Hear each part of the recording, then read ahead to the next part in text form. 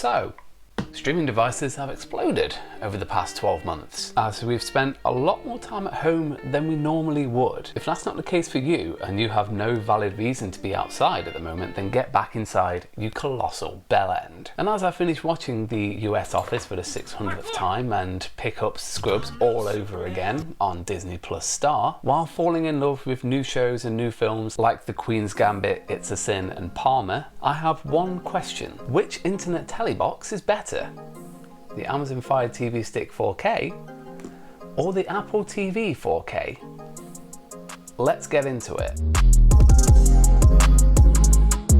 Hey up and welcome to New Rising Media, your home of online, what's the line again? Your home of hands-on reviews and gloves-off opinions about tech and gaming. I'm Jason England, all-round nerd journalist, and I thank you for taking the time out of your busy day to check out this video.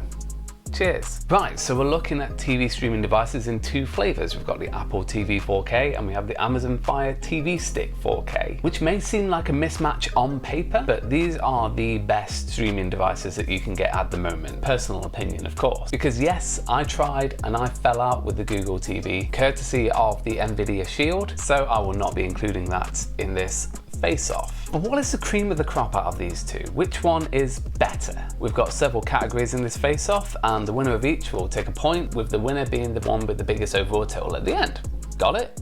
Good. It's quite simple. So let's get the obvious one out of the way, and let's talk about price. Because if your sole concern is price, then stop watching this video right away, say goodbye to this one, and buy the Amazon Fire Stick. I know that's a little counterproductive to the whole YouTube algorithm thing, telling you to go away if you've just started watching the video, and personally, I hope you stay. But in this category, it's a pretty open and shut case. The Fire TV Stick sets you back $49.99 in the UK and the US respectively, and you'll regularly find this on sale. Whereas the Apple TV starts at $179.99 for the 32 gig version, or for the 64 gig version I've got here, that's going to be an extra 20 quid or $20. That is a 260% difference in price for two devices that, on the face of it, will get you very similar content outputs here in the UK. So if your goal is to do 4K content on the cheap, it's really a no-brainer. So with that quick point to the Amazon Fire Stick, let's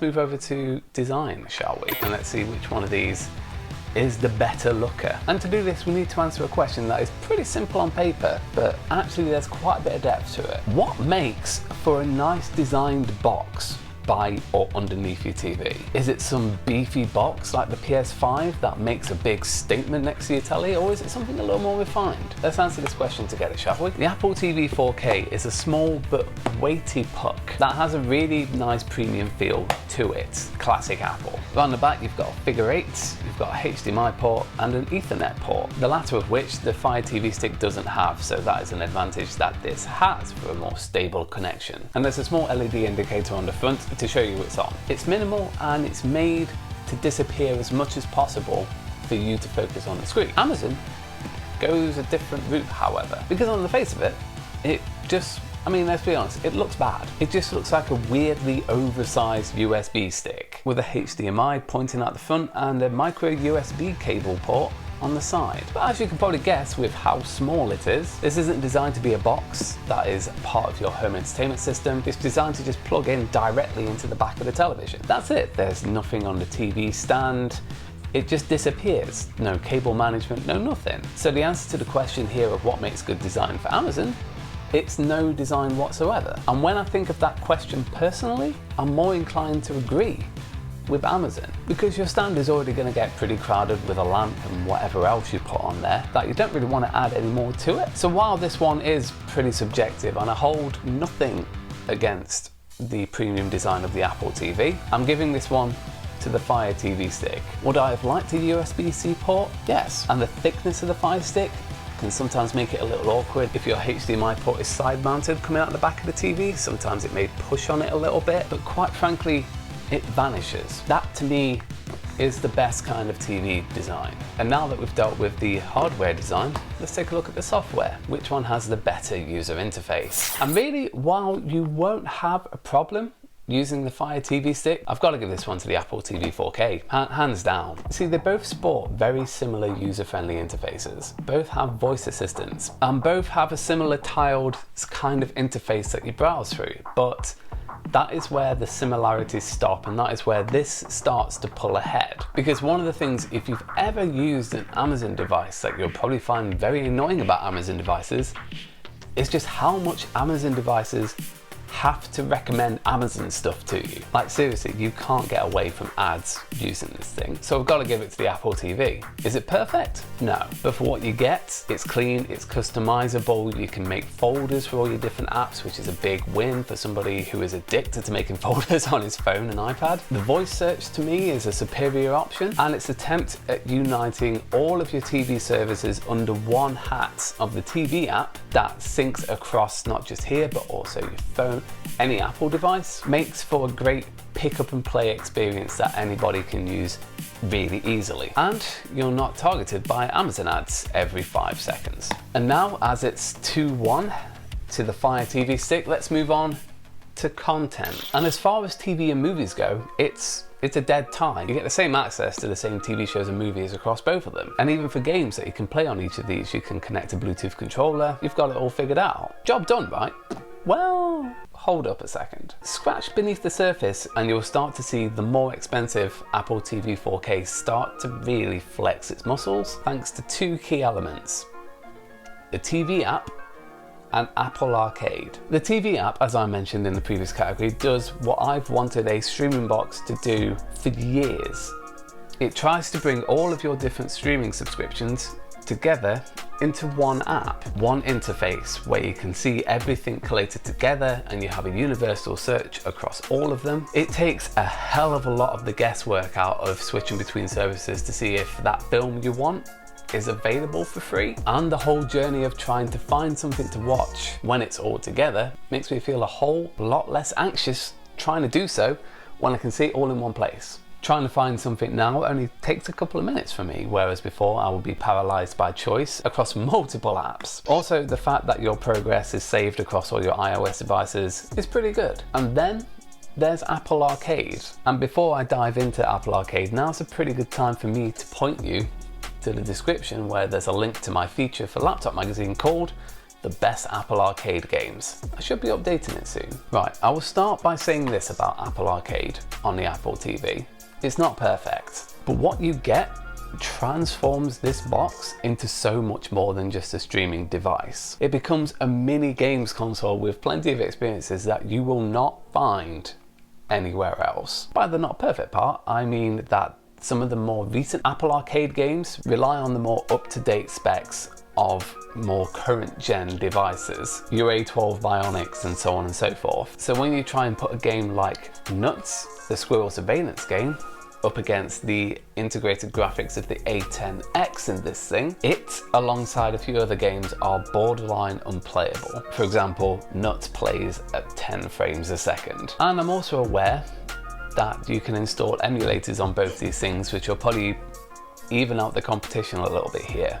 But I'm basing this on what apps are immediately available to you, what is legally available, and what is actually easy to use, rather than having to jailbreak your device. And with that context, the Fire TV Stick does offer games, but the games you get, they're basically blown up mobile phone games, and they don't hold a candle to what the Apple Arcade offers. For example, I am absolutely loving playing The Pathless on this thing, with my PS4 pad connected to it. If your chief concern is just watching good TV without a care in the world about games, maybe you've already got a games console and you just want something to watch telly on, then by all means go for the Fire TV Stick. But if you do want more, if you want the benefits of the TV app, and if you want to see all of the good stuff coming out of Apple Arcade on a regular basis, then that is where this really starts to show its worth. And that's why it's earned the point for this round. And how about using them? What are the remotes like? Well, they have their ups and downs, which makes this category kind of impossible to judge.